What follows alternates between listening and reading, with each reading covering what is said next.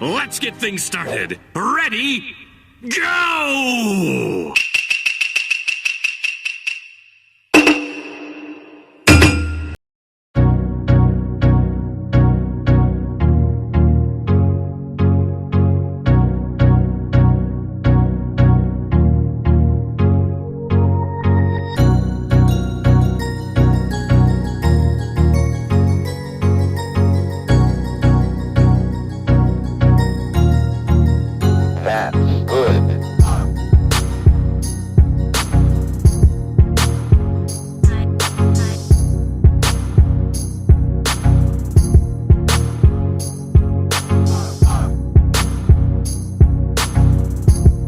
I love it.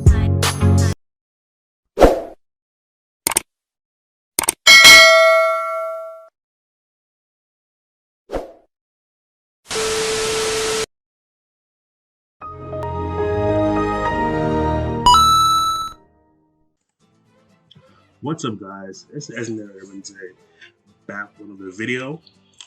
So today's video is going to be short, quick, and to the point.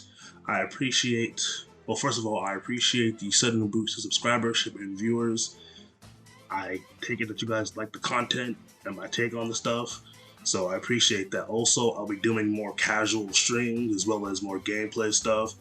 I have a second channel made for that. It's called Savage Says Redux. I'll put that in the description below. But besides that, so the topic today it's gonna be the first of a series. Not a series, but the first of a main theme, right? I'm gonna be talking about in later on videos. But to start, it's gonna be about Kevin's recent interview with Nicki Minaj. Now, at first, when I watched it, what stood out to me was, of course, the big thing, right? That Nicki ranks herself as 7 and Kevin ranked her at 9. Now, for the women who hate Kevin Samuels, for the women who dislike the idea that men have a direct say in how attractive they really are or aren't, having 1/3 of the holy black girl trinity of the 2000s, of the 2010s, right? Because remember, the 2010s, it was Beyonce, Rihanna, and Nicki Minaj. You know, like, they were the trinity for black girls in 2010s. Now, ironically, of those 3 women, only one got married the right way.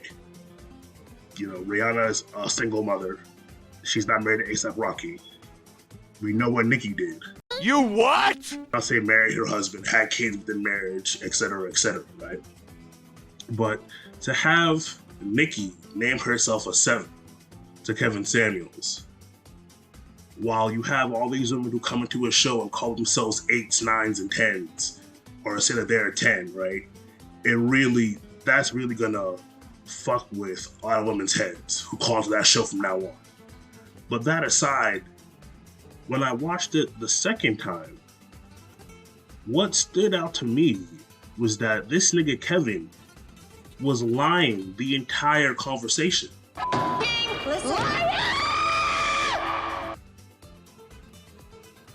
And when I say lying, I don't mean his tonality, right? Because of how, he speaks to other women on the show. But I mean, in his delivery of answers to her questions, to her softball-ass questions, this nigga was lying.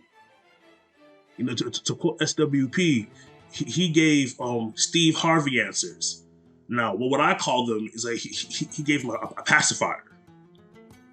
Kevin was giving out pacifiers because when Nicki asked, why do successful black men not date black women, his whole response was the whole 85% of black men, which even then he misused that statistic. It's of the 30% of black men that get married, that decide to marry, 85% of them choose black women. That's the stat. The way he said it, if you're dumb, you'll think that, of the 100% of available black men to marry, 85 marry black women? No. But nevertheless, his response to the question of why successful black men don't pick black women, well, according to Nicki, right? his response was bullshit, and he knows it was bullshit. The reality is, and people who are getting on him, right, for what he said, they're saying, oh, he didn't go win, they wanted to fight. He didn't even have to really aggressively answer that, because the answer to that question, even in the most civilized way, is this. Those black men who are successful, who aren't in the high, fast lane of media, those black men, in their experiences with black women, understand that most black women they will encounter have underlying misandrous tendencies towards them as black men because they are black men.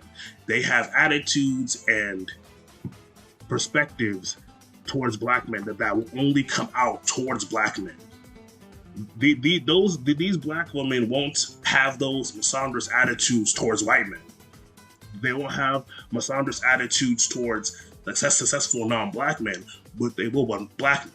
And successful black men are acutely aware of this. So the reason why successful black men you see on odds aren't picking black women is because these men know, whether they want to admit it or not, that when they're dealing with a black woman, 9 times out of 10, she will have a misandrous personality, and most importantly, will be combative with him. Now, the reason why that's important, because I'm probably sure after he said that, she'd have been like, "Oh, what do you mean, Kevin?" Well, the reason why is because for a black man in America to achieve that much, given the statistical obstacles put in his path, there's no way in his mind he's going to purposely deal with a woman that is, 1, misogynist, and 2, non-cooperative, because that jeopardizes everything he's built. And secondly, if he's a successful man, he's not only desirable to you black women, but to all women. So now you have to compete for him. And the question is, do black women see black men who are successful worth competing for? See, that's all he had to say. And he said it multiple times to other women. But the fact that he got up there and gave that pacifier to Nikki's question just lets me know on some level he's a coward. And then the second thing was when she started talking about that, black girls, don't worry about men, get your money, and then you can pick the men. He let that shit slide too. But we all know Kevin wouldn't do that in any other setting. So, in that conversation, Kevin really showed that when it comes to telling the truth, he will buckle. He will forsake the truth for whatever reason. I don't know. Maybe he wants to be in the mainstream, as people say. Or maybe he, succumb to the pressure of being in front of an actual celebrity female. I don't know. But the reality is that interview showcased that when it's time to tell the truth, Kevin has shown that he won't tell the truth. Kevin shown he's a coward for that. Point blank, period. That's my video, guys. What do you guys think in the comments? Is Kevin a coward for what he did? If not, why? Don't forget to like, comment, subscribe. Peace.